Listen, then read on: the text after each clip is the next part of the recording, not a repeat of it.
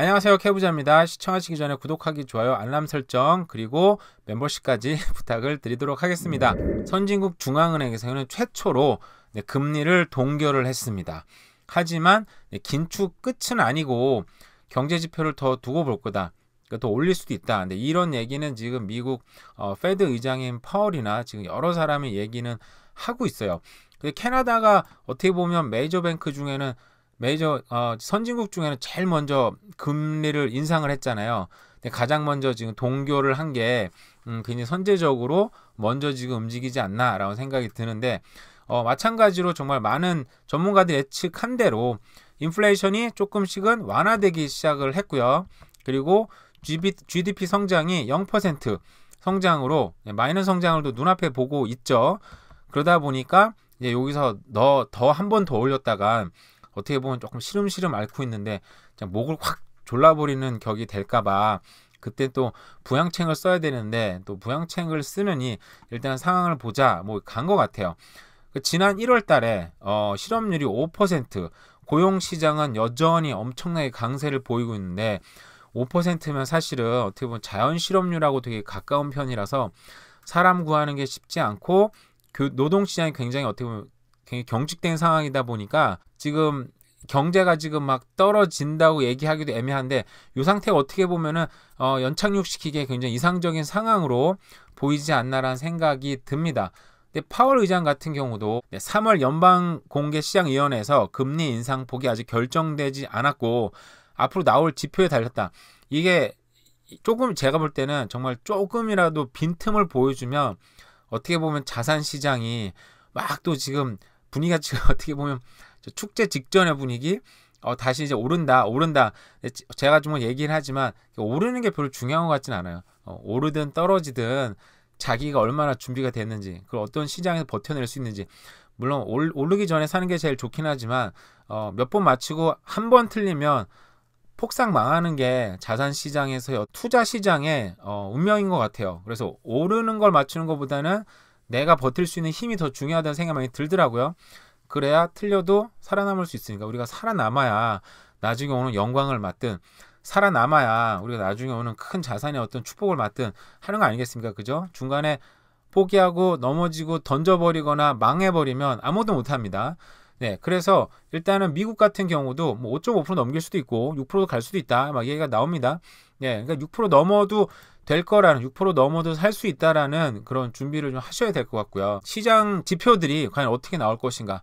근데 이제 자산 같은 경우에는 주식 시장은 하락을 맞고 있습니다.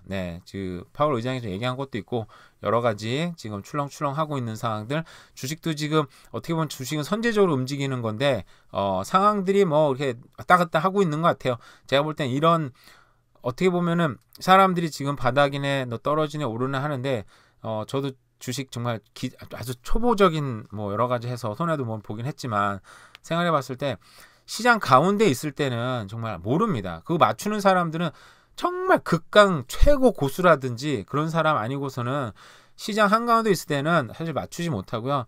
시간이 지난 다음엔 그때가 바닥이었네, 그때가 오르기 시작하는 거였네, 결국은 오르기 전까지 버텨야 됩니다.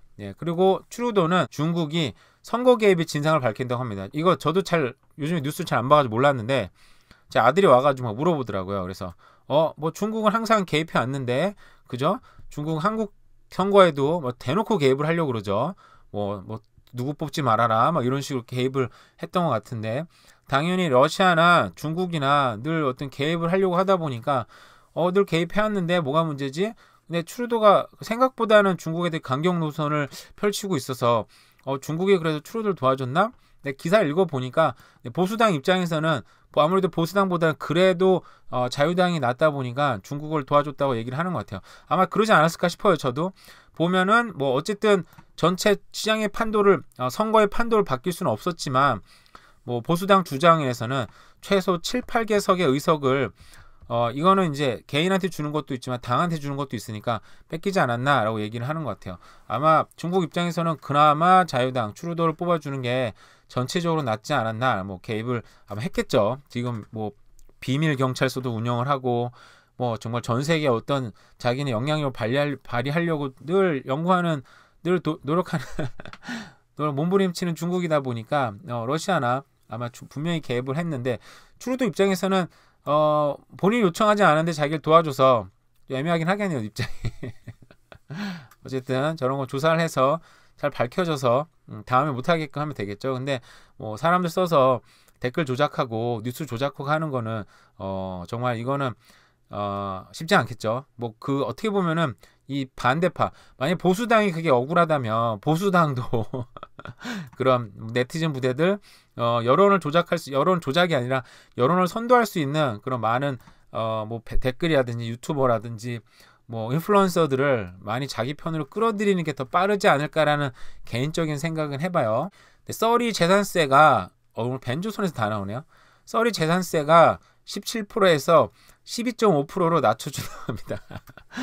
아 정말 이거 제가 또 뭐 다들 생각했겠죠. 이렇게 한번 질러놓고 좀 낮춰주면 우리 일반 시민들 뭐 우리 강아지 소 같은 일반 시민들은 아유 다행이다 그럴 테고 분명히 제가 저 나왔을 때 다른 시들은 저거보다 조금 낮춰서 올릴 거다 그러면 아유 썰이보단 덜 올리네 만족할 거다 그랬는데 네, 랭리도 11%, 포트무디 11%, 밴쿠버시의 10.7%, 나머지 지자체도 10% 가까운 거 인상을 한다고 합니다.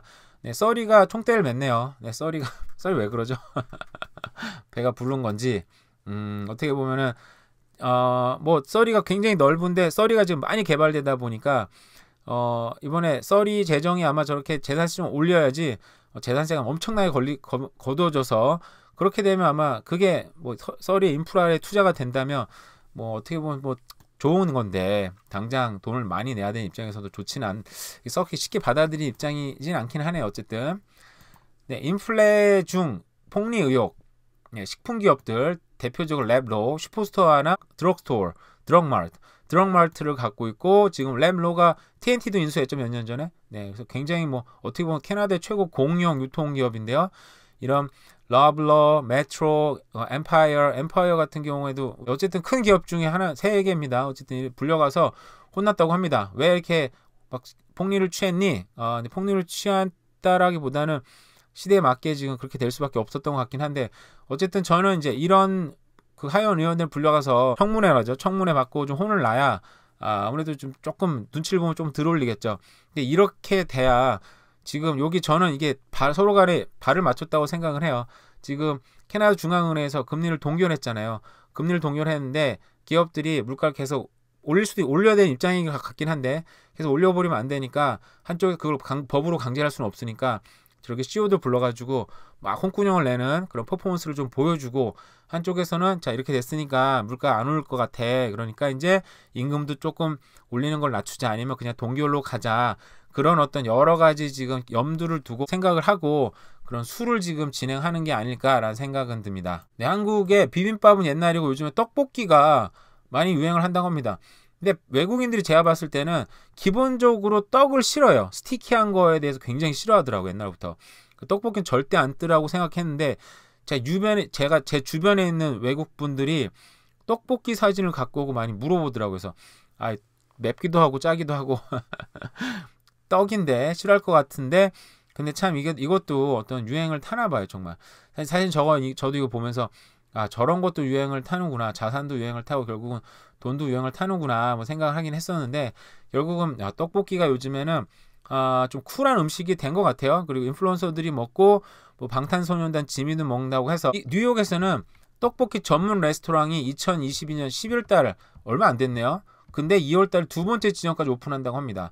네, 이게 그렇다고 또 떡볶이 시장 또 막 함부로 뛰어들면 안 되겠죠. 이런 거는 한번 빵 터지면 빡 떴다 빡 지니까 물론 거기서 살아남으면 계속 살아남는 건데 내가 살아남는다는 보장은 없으니까 갑자기 이거 보시고 저도 떡볶이를 해볼까 생각을 했었는데 이거 한번 하면 안 될 것 같아요. 토론토 외곽 집값이 큰 폭으로 하락 전망이 나왔다고 합니다. 그래서 정말 또 이 영국의 또 이름 없는 연구소에서 해놨나 싶었더니 기사를 보니까 세상에 데자르딩에서 보고서가 나왔대요.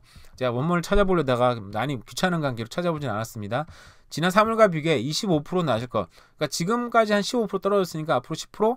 그러니까 지역별로 다를 테지만 좀 더 떨어진다라고 얘기를 하는 것 같은데, 그 데자르딩스면 그래도 좀 나름대로 이름 없는 데는 아니고 이름 있는 관계자, 이름 있는 기업에서 지금 보고서가 나왔다고 합니다.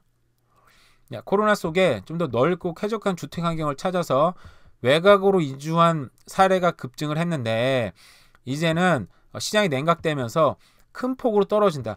그러니까 우리가 결국은 대도시로 사람이 몰렸던 게 여러 뭐 집이라든지 아니면은 사회 인프라라든지 뭐 잡이라든지 정말 학교라든지 여러 가지 좋아서 결국 대도시로 왔는데 그때 팬데믹 때 반짝한 거죠. 쉽게 얘기하면 그때 빵 떴다가 지금 빵 떨어지는 중이다. 이때 거품이 좀 꺼지면서 주택 가격이 크게 하락하고 있다. 그래서 토론토 외곽 지역에는 뭐 거의 40% 가까이 떨어진 지역도 있다고 합니다. 외곽으로 나가신 분들 같은 경우에는 뭐 자기가 확실히 라이프 스타일이 저런 걸 원하시는 분들 같은 경우 집값이 떨어져도 장기 거주하시면 되는 거니까, 그죠? 근데 어떻게 보면 외곽에 사실 분들은 지금 사면 좋겠네요, 그죠? 올해 같은 경우에 뭐 50%까지 떨어진다고 하니까 준비를 잘 하시고 사면 좋을 것 같네요. 이건 그냥 제가 좀 재밌어서 갖고 와봤어요. 밴쿠버의 렌탈이 밀빙룸에 사는 건데 여기다 에어 매트리스를 갖다 놓고 750불에 판다고 합니다. 이거는 사생활 없는 거잖아요. 저도 옛날에 유학할 때 이렇게 거실에서 사는 사람도 많이 있었어요. 저는 그렇게 살아보진 않았는데 이제 저 아는 사람이랑 이제 룸을 쉐어를 해서 살았는데 되게 싸게 살았죠, 당시에. 근데 이 거실에 사는 분들도 많더라고요. 근데 거실에 여자분들이 사는 경우도 봤고 이 컴파트먼트를 컨텐 쳐가지고 살고 화장실 하나 방에는 남자분들 살고 거실에 여자분들 살고 이렇게 사는 경우도 많이 있었었는데 그 당시 가격은 근데 굉장히 쌌는데 750불까지 올라왔다고 합니다. 이 정도로 렌트가 거세게 지금 어마어마한 지금 가격에 나오고 있다. 이렇게 없애면 이렇게 또 넓은 또 거실이 있는데 여기 에어 매트리스를 넣어 놓으면 또 없애기도 하고 넣기도 하는 건가요? 굉장히 귀찮을 것 같은데 저 펌프기로 하는 건 힘들고 기계로 해야 될 텐데, 그죠? 화장실은 당연히 뭐 쉐어를 쓰는 거고 이게 젊을 때는 이게 재미있을 때도 있더라고요. 재밌게 같이 거실에서 뭐 놀기도 하고 게임도 하고 밥도 먹고 뭐 파티도 하고 하다가 물론 나이 먹어서는 저기 살 수 없겠지만 젊은 날에는 저렇게 한 번쯤 살아보는 것도 돈 아끼는 건 나쁘지 않다는 생각은 들었어요. 근데 요즘은 이 정도까지 왔구나 싶어서 한번 갖고 와봤습니다. 네, 오늘 하루도 어쨌든 요즘 날씨가 좀 좋은 것 같은데 그나마 좀 따뜻해졌으면 좋겠네요. 오늘 하루도 좋은 하루 보내시기 바랍니다. 감사합니다.